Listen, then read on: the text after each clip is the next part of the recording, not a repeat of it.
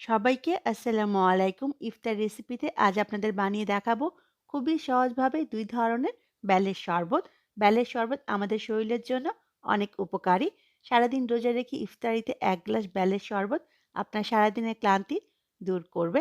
কথা না বাড়িয়ে চলুন জেনে নিই বেলের শরবত বানানোর প্রস্তুত প্রণালী। প্রথমে আমি একটা বেল ভেঙে নিয়েছি। এবার বেলের ভিতরে যে অংশটুকু আছে একটা চামচের সাহায্যে খুব ভালো করে বের করে নিব। বেলের শরবত বানানোর জন্য বেল খুব ভালো পাকা দেখে নেবেন। তাহলে শরবতের টেস্ট বেশি ভালো আসবে। আমি বেলের ভিতরের অংশটুকু খুব ভালো করে খুলে নিয়েছি। এবার এর মধ্যে দিয়ে দিব পানি। আমি এখানে ১.৫ থেকে ২ কাপ পরিমাণ পানি দিব। বেল খুব ভালো পাকা না হলে এই পানির মধ্যে ১০ মিনিটের মতো ভিজিয়ে রাখবেন। তারপর হাতে খুব ভালো করে চটকে নিলেই বেলটা আঁশ থেকে আলাদা হয়ে যাবে।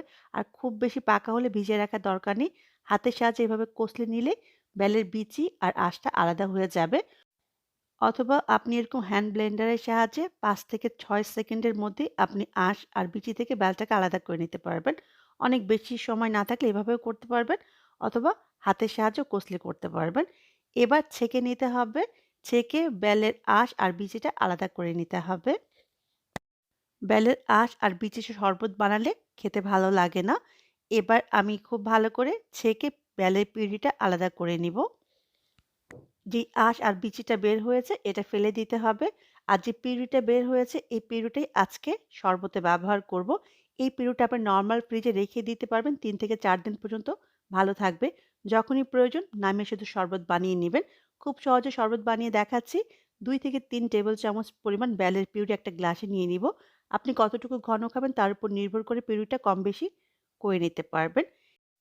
এবার দিয়ে দিব ১ টেবিল চামচ পরিমাণ চিনি। বেল কতটুকু মিষ্টি বা শরবতে আপনি কতটুকু মিষ্টি খাবেন তার উপর নির্ভর করে চিনিটা কম বেশি করে নিতে পারবেন। এবার দিয়ে দিচ্ছি ঠান্ডা পানি। আপনি চাইলে এখানে বরফ কুচিও ব্যবহার করতে পারবেন।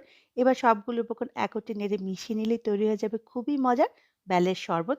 আপনি লেবু ফ্লেভার পছন্দ করলে এই শরবতে সামান্য একটু লেবু ব্যবহার করতে পারবেন। বাস তৈরি হয়ে গেল বেলের শরবত। এবার আপনাদের আরেকটা বেলের শরবত বানিয়ে দেখাবো। একটা গ্লাসে নিয়ে নিব ২ থেকে ৩ টেবিল চামচ পরিমাণ বেলের পিউরি। আবারও বলছি আপনি কতটুকু ঘন শরবত খাবেন তার উপর নির্ভর করে পিউরিটা কম বেশি করে নিতে পারবেন। দিয়ে দিব চিনি ১ টেবিল চামচ পরিমাণ। মিষ্টিটা আপনি আপনার টেস্ট অনুযায়ী কম বেশি করে নিবেন। এবার দিয়ে দিচ্ছি ঠান্ডা দুধ। দুধ জাল করে ঘন করে ফ্রিজে রেখে ঠান্ডা করে তারপর শরবতে ব্যবহার করবেন। দুধটা যত ঘন হবে বেলের শরবতটা খেতে ততই ভালো লাগবে।